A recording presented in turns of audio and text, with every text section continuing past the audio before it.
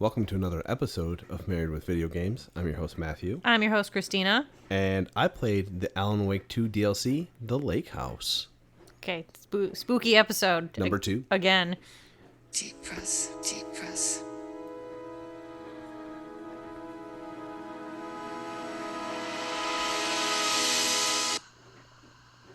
Clock stopped, and another shoe was dropped. What a mess, what a mess. Deep press. 6 deep breaths, forget all the rest. Sharp pain. Okay. Something. I was dancing. 60 Breasts by Poe. So, don't sue us, Please Poe. don't sue us. Or Remedy. Hashtag not sponsored. Not sponsored. All that stuff. We just, I enjoyed the song very much so. But It's okay. I like most of the ones from the game, actually. Yes. Some more than others, Yeah. but but I like most of them. Yeah. It's pretty good. Music, yeah, it was good. Yes. That's it, everybody. That's it. Podcast What's your rating? 900 out of 4. Okay. Anyway. I'll take it. Quick synopsis on this one. This is the second DLC. And this one takes place prior to the events of the first game. Oh, not first game, I'm sorry. Of the second game, Alan Wake. Yes. The actual event, storyline-wise, is this happens, then Alan Wake 2 Correct. Yeah. happens. Correct. This is all takes place in a facility that you do not have access to as Saga in Alan Wake 2. But I have questions about that, but we'll go into. Let me read the synopsis. I'm going to first. have to Google stuff, so. So you play as Agent Estevez, a member of the FBC. She is heading to Cauldron Lake to check in on their facility that's dubbed the Lake House. It becomes clear quickly that there is something wrong with that, which even more quickly descends into a nightmare. Her goal is survival and discovering the truth behind what happened to this now very dangerous facility. I really struggled with that. Do you want to try to do that again? No, that's okay. We can let people enjoy the... We don't do this professionally, people. No, We're at our and- kitchen table with the dishwasher going behind us. hopefully the ASMR of the dishwasher Yes. really sells this podcast, everyone.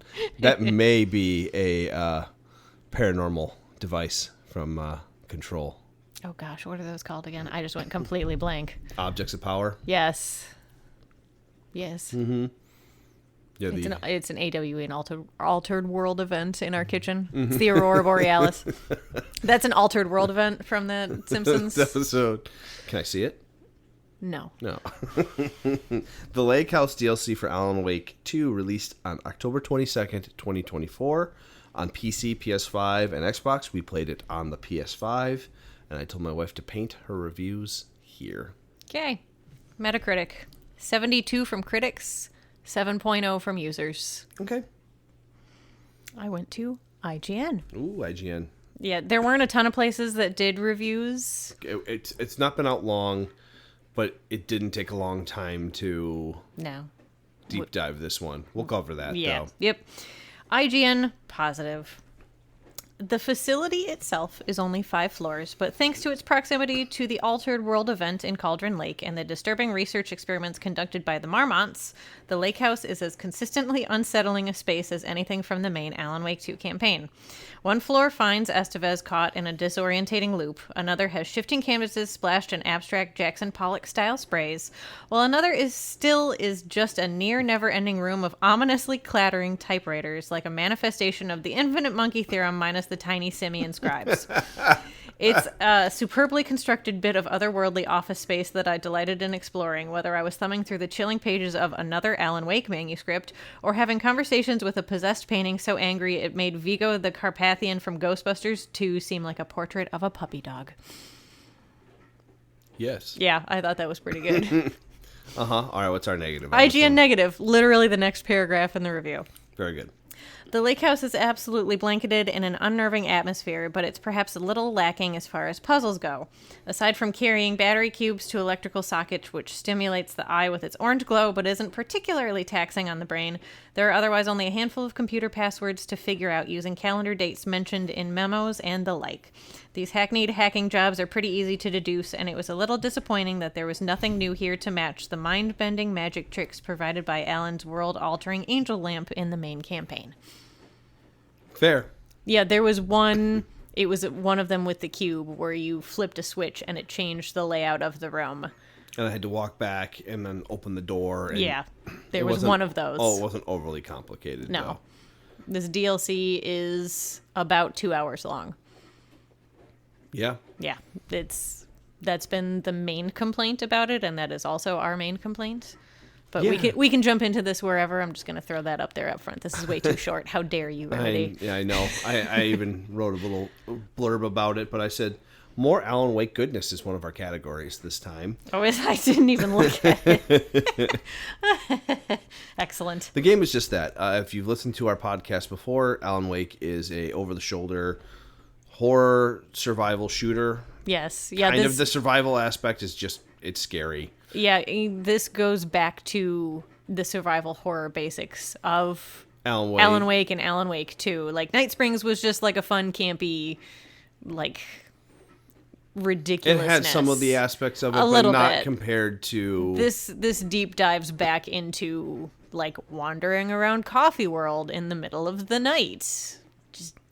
And that stupid coffee cup is just laughing at you. Yeah, oh my God. This is that level of creepiness, and the first night you jumped 5 times.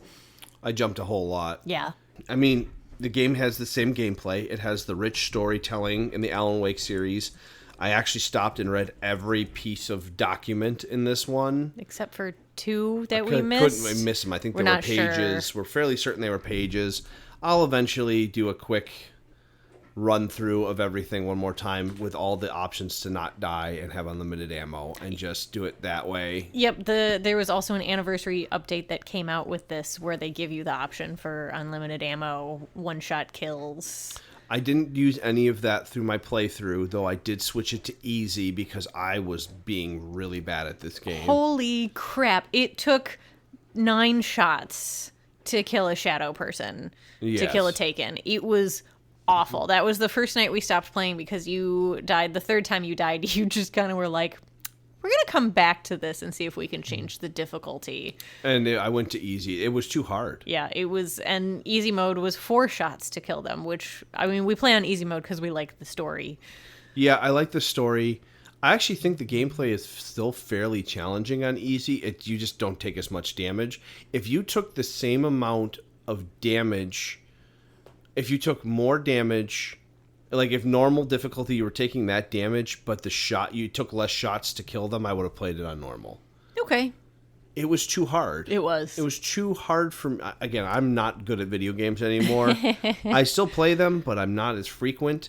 It was difficult, and I know some people like that challenge. They like that every single bullet matters. I'm kind of over that. The combat feeling. is also very stressful in that, like, you gotta blast them with your flashlight, and you might not hit them with the first charge, so you might have to blast them again, and then you have to shoot them. So you have to break them. And then you have multiple enemies to deal with, and you have limited flares, limited flash grenades, and I'm sure switching it to easy gives you more of them. Yeah. Would be my guess than in the other difficulties too. So every piece of ammunition, everything you do counts, and it's just hard. It was too much for me in terms of difficulty, so I switched it to easy, and I felt it was manageable of a game. Yes, for sure.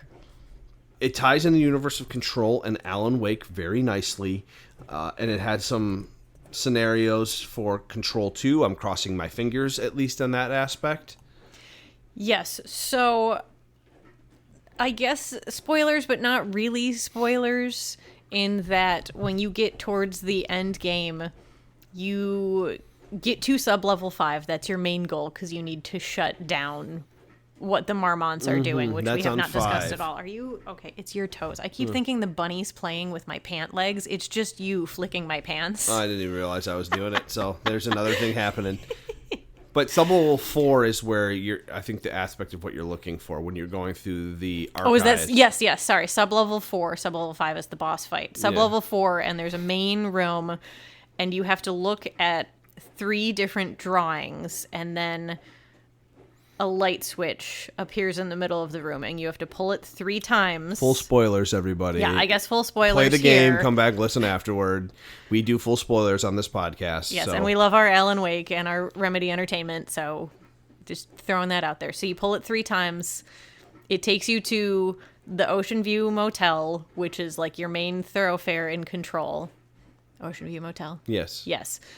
And then you end up back in the oldest house, the FBC headquarters, which has been shut down for 4 years, since 2019 when Control came out. I like that everything's based on when the game comes out. I love that. And you have a nice conversation with Dylan Faden, Jesse's brother. Just sitting in his cell. Yeah. And he's like, yeah, I haven't seen anybody in a while. And then, he sends you back to where you came from, and it's like a nice little teaser for Control, and you can completely miss that. If you don't look at those 3 drawings, that light switch does not appear in the middle of the room, and you can just be on your merry way. Mm-hmm. I didn't realize that you could completely miss it until I was scrolling through Reddit. I'm used to the jump scares the games give you with the frame where the thing jumps in your face in the frames. Oh, yeah, the, like, flashes of creepiness. So that happens enough, and this game is, as we said earlier, it's chilling, it's spooky, the atmosphere is the music is very eerie, and then the new monsters, like, they just like creak. You hear them, and Yes. you hear your grunts and growls, and I think part of it's part of the background noise, and some of it's when they're there and you don't know. So they did a really good job with this, but the new painting monsters are creepy to look at, but it's the real fear for me is you just don't know when they're coming out of the walls, and if you're standing by the wall, there's no indicator prior. Nope. If you They go just come out and grab slow you. enough, you can see them, but if you're kind of running through, you get grabbed, and I jump out of my seat every time. And then I jump. It's a great, it's great. Yeah, so the Taken are still around as well. They pop up, but they don't startle you like the paint freaking monsters do. No, and they don't like. They had a couple decent jump scares for that, which I didn't startle me, but I could see how it startles someone when you start looking at stuff on a doorway. A Taken walks right into the frame. Oh yeah, that was funny. And so I was like, that's pretty good. I like that one, but that one didn't get me, but those paint monsters that got happened me. when you were on lockdown, so they couldn't open the doors, so you were reading something that was posted on the door, and the Taken was just like, what's up? I'm gonna get you. I'm gonna eat you when this opens. Yeah, when you open this door up because you have to, I'm gonna get you. There was some other fun stuff in the game. There weren't many survivors. In fact, there's only one actual survivor inside of that facility other than your character. And it was a different writer. Oh, the writer that thinks he's at a writing workshop. Yeah, and it was really funny. Yeah, we haven't really talked about like what the facility is trying to do at all. So there's a long story short. The facility's built. If you've played the Alan Wake games, and if you haven't played this, none of this is going to make sense. Yeah, so you probably have at this point. Yeah, so if you've played Alan Wake 1 and have played through Alan Wake 2, there's what these things called thresholds, places that are links between our world and what the game calls the dark place, an alternate reality that exists, and it's basically a shadow world, but it links all the different worlds together. Mm-hmm. So it's kind of like a step into there, and then you can end up in any other world kind of deal, i.e. Mr. Door. Correct. But they built this facility specifically to, A, find more of Alan Wake's pages, and 2, to study the threshold around Cauldron Lake. And I think try to control it. So they were trying to control it through either another art form, aka the painter, or recreating Alan Wake's writing. And throughout the game, they referenced other things that were done, music. Yeah, and they cetera, kind of were coming to the conclusion of like, okay, maybe writing is just the easiest form to do it with, but it only seems to be Alan Wake's writing style. So they kidnapped this writer to try to get him to recreate Wake's style, and then they feed that to the room of hundreds of typewriters, trying to see if they can get it to work, and it doesn't. I don't think it necessarily did. The guy was kind of going off on his own and not really doing Alan Wake's writing style, and the whole thing is, I guess, a meta commentary on AI.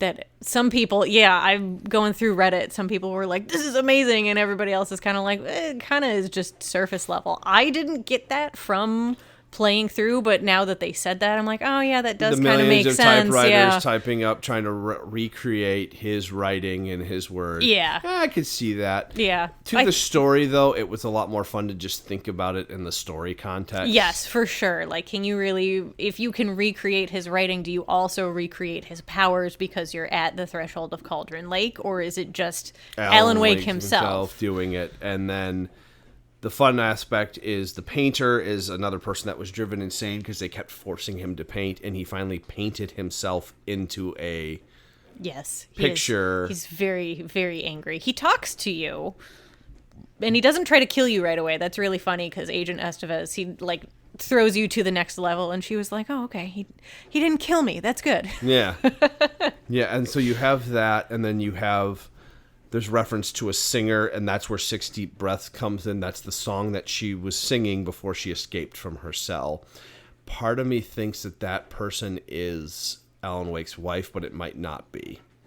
Probably not. She was a photographer. Oh, you're right. But they were saying that other methodologies, but there's a singer that escaped, so they might reference that at some other point. Either that or that's how they wrote Poe into the game. story, because she wrote some songs for Alan Wake too. I feel like she's done potentially something for Control. I know Sam Lake posted on his Instagram he like did VIP access at one of her concerts, so like they're buddies. So that might just be like a fun in thing. There is a cool document that you find that has various links to. Basically, it's the redacted part of her file of, like, she's disappeared without a trace. Here's things that we need to check on a weekly basis. And one of them is her blog spot that you kept it up. You went to one website. I went to her blog spot. And there was part of me that was like, I think this is actually somebody's blog from, like, 2012. But no, it is legitimately, like, a blog that they threw together for this. Yeah, and then they have a store. One of them basically gets you access into a store site. Yes. And the store site has a very expensive hoodie that I want, but it's too expensive. But I still want it because it's so cool. It says it's a spiral. And then it says, "I'll always find you" on the back. Yeah. Oh, it's so cool. How much is it? $150? Yeah, it's $150. It's so expensive. It's not completely ruled out, but it's most likely ruled out. But I want it. Like, if it was $75, like, it's still a lot, but okay. We spent a lot on the deluxe edition. We've spent a lot on Alan Wake, too, already. I'm just saying that I would probably wear that hoodie around the house and nowhere else. It would just get hung up and displayed at some point is probably what it would be. Fair enough. All right, we've been kind of talking, kind of going through this. Let me get to the biggest negative, and we mentioned it already. This game is way too short. 2 hours, 3 hours. You played it, the first night you played it for about 45 minutes, and then the second night you played it for maybe an hour or so, and then you saved and exited out and said to me, I don't want to beat this tonight, so you play something. And I was like, wait, are we at the end? And we had maybe 20 more minutes. Yeah. It was about 2 hours, and that was you finding the majority of the documents. Once you beat it, you went back in trying to get some of the other achievements. Some of them we can't get unless we restart it completely. But finding all the pages, I missed two. And I found a guide of, like, 2 of them that you can super easily miss. And there's enemies that don't respawn. Yeah, the Taken don't seem to respawn. So you need to kill one of each enemy type with a specific weapon. So once you get a hold of that weapon, it's best to go back and just start trying to eliminate them with that weapon with unlimited ammo, so you can go ahead and do that. The other 2 that we missed were kill a paint enemy as they're just leaving a wall, and then stun one with a flash grenade. Yeah, you did both of those, but just kind of tooling around doing that was maybe another 25 minutes. Yeah, it'll probably, to actually get the achievement, will probably take me an hour and a half. Yeah, so it'll be like 3 hours repeating it, 3.5. Yeah, maybe 4 total. And I know everybody else's complaint about the Night Springs DLC was that those weren't long enough either. If it was one DLC combined, it would be a good length. Yes. That would have been our 4th episode. Yes. on the Night Springs DLC. Yeah, and that probably would have been, if it was But- just one DLC, 5 hours for one DLC would be fine. Well, I mean, so the first, each one of those was like an hour. So Yeah, they were 45 minutes to 45 an hour. hours, so those were 3 hours there, 3 hours here. So you got 6 Yeah, hours 6, worth. yeah. And it was only 10 extra bucks, I think, for the... Yeah, and if you buy the deluxe edition, because now you can get a physical copy, it comes with both DLCs. And the deluxe one that I bought on the thing came with the DLCs. Yes. And it was $10 more. Yeah. So for $10, you're not losing out on that much content. I just want more Alan Wake. I'm not arguing that. I think that is a thing. And that's actually what I said here. So I wish this episode was 10 hours. 10 hours. I really wish we had some more. And I would have gladly paid an extra $5 or $10 to get 10 hours. Something twice as long. Twice as 3 long. times as long, yeah. And I even said on here, like I was just saying, the DLC combined is a decent amount. For $10, you're actually getting a pretty good value. Yeah. I don't think that they robbed us of value. No, and if you think about the quality of what they gave us, the amount of details and everything, there's, 37 documents to find in a DLC that's barely 2 hours? Like, that's a lot. Notable story improvement in quality. But I love Remedy lore. And so Yeah. my comment was the world building, the gameplay is super fun. I just wanted more, and this is not out of a place from spite. This is like out of just, I love... I know. Now we have to wait for Control 2. We have to wait for Control 2, and Max Payne is going to be awesome. Yeah, that's probably Replaying- next on their docket. Getting Aside Max from Payne. the FBC Firebreak, but we don't play multiplayer co-op games. No. So that's not on our radar, No, unfortunately. I mean, I might make you sit down and play it with me if it's a game that has a lot of story to it. Oh, yes, 1,000%. But the actual world and everything, we want more of that. Yeah, so they're doing FBC Firebreak and then probably Max Payne? I think and Max then Payne is in Control? development right now, isn't it? I believe so. I haven't looked up any of their information. They have calls with shareholders like once a quarter. I haven't looked up any of those lately. But Control 2 is on their docket. Yes. It's just when more than anything else. Yeah, probably 2026, I would guess. Earliest. Earliest, yeah. Earliest would be 26. I guess we're going to see one game from them next year. That might be the FBC or the Max Payne. Because they've been working on Max Payne for a while. I don't think that was just like a start-up thing at that point. So, again, we're not saying... We're not mad. We're mad, but we're not like, oh, this was terrible. No, it was a great game. It was very well done. It was just too short for me. I felt unsatisfied because of where it just leaves everything off. And you just want more. I want more information. I want to eat up more of this world building and lore. Remedy Games, Sam Lake, everyone over there does a phenomenal job. Every actor and actress they've chosen has been incredible in the work, that they've done, and you just want more of it. So, any information or no? I'm just looking at... Okay, so it looks like they're both TBA, but Control 2 is listed first on their Wikipedia page.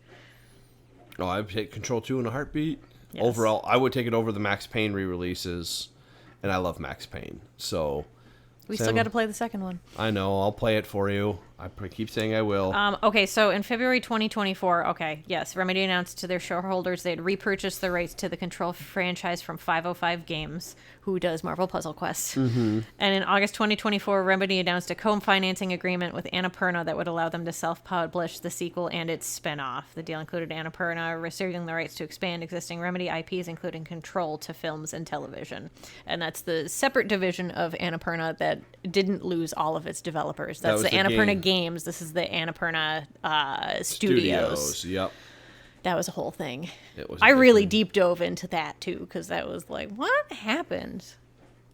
So, Corporate BS. next question. Yes. What do you give this as a standalone DLC? The official score, but I do want to know what you would give this score as part of the whole, as a game as the whole. Like Alan Wake to Night Springs and the Lake House. So first, just the DLC. because this is our review for the DLC. I would give it an 8.5.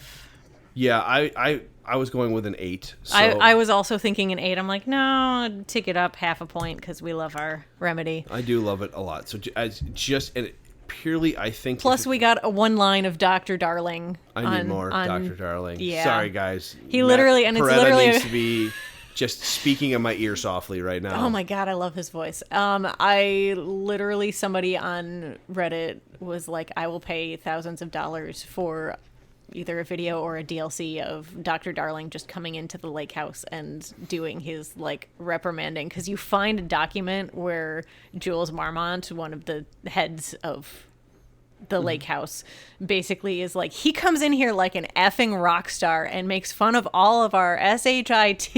And like, I would just love to see that interaction, like a 7-minute like video that they just release on YouTube of Dr. Darling just like wandering around, because you get like a 1-second line of him right before, I think it's Dr. Marmont comes on, where he's just like, who came up with the name? Like the Shadow. Yeah.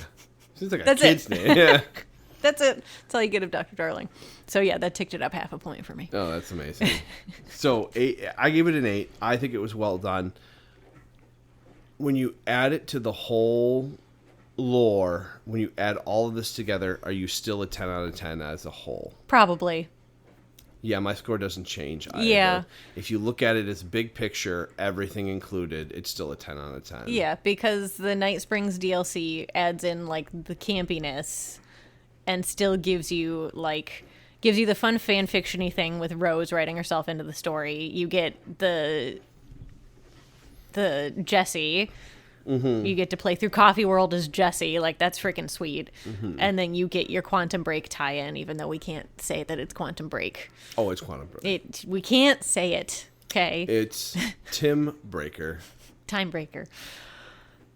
And then this one takes you back to the core of Alan Wake 2 and just being a badass and killing shadow people and shutting down an experiment.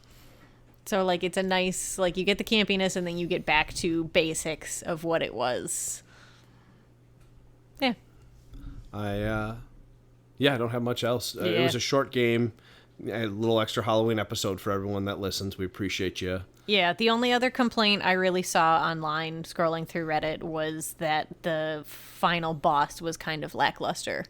Yeah, the mechanics, I think the puzzle mechanic thing was fair, but I don't need anything too complex in this DLC. No, but it didn't take you that long to kill the final boss either. It kind of felt like... I had to heal a couple times and get a couple... You got, like, caught on boxes, and then she just wailed on you. Yeah, that was the main problem. And then the paint monster randomly showed up once, so I had to Apparently shoot more of them usually show up, so really? You lucked out with just one. Well, I didn't have enough ammo to deal with any more than one, so... There were apparently ammo boxes all around... Yes, yeah, but you beat it fast enough, so he was fine. I was using a shotgun and running and crying, so... The usual way we play Alan Wake. Running and crying. Screaming and then silence. That was a weird thing, too. Mamas with hats, everybody. Like, what do you... Yeah. So, we're playing Echoes of Wisdom. Yeah, we're almost through that, I believe. And then we have nothing. Truly, we have nothing. I did get a review copy of like a standard platformer for the website I write for. So you have to write that up. So I'll have to write that up. I might do a podcast. I might not. I don't know. It's a standard platformer. Yeah, you can at least do a write up, and if you want to talk about it, have me sit and watch it longer. And yeah, I'd like to get to all of the worlds, but man, platformers are hard. They're not easy. Yeah. And I love Hollow Knight, so here we are. And Axiom Verge. Yeah, that was good. The first Axiom Verge was much better than the second, and then... The second had fast travel, though. That was nice. Oh my gosh, fast travel was so convenient. Man, if the first Axiom Verge had fast travel, that probably would have been like a 10 out of 10. What did I give it, a 9.5? Hold on, I got it open. Well, look. Oh, we played that so long ago. It was a while ago. You gave it a 9.5. Oh, so I loved it then. And I gave it an 8, and then we both gave the second one an 8.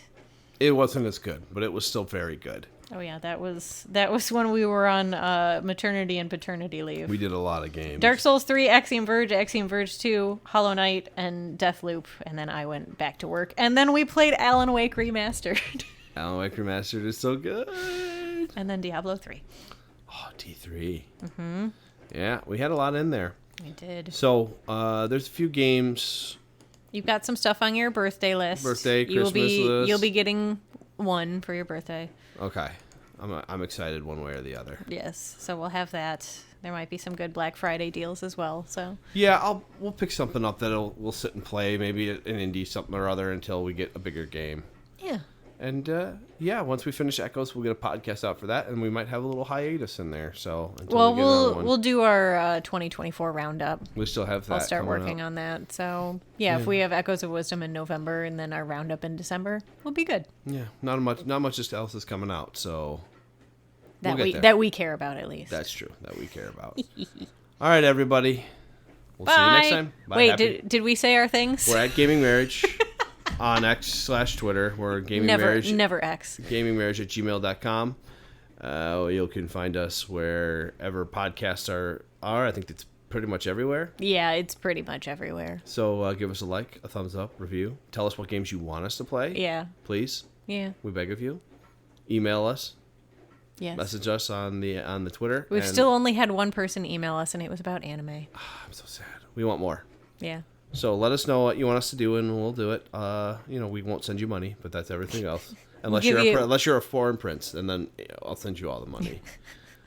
Okay. All right, everybody. We'll see you soon. Have a happy Halloween. Yes. Bye. Bye.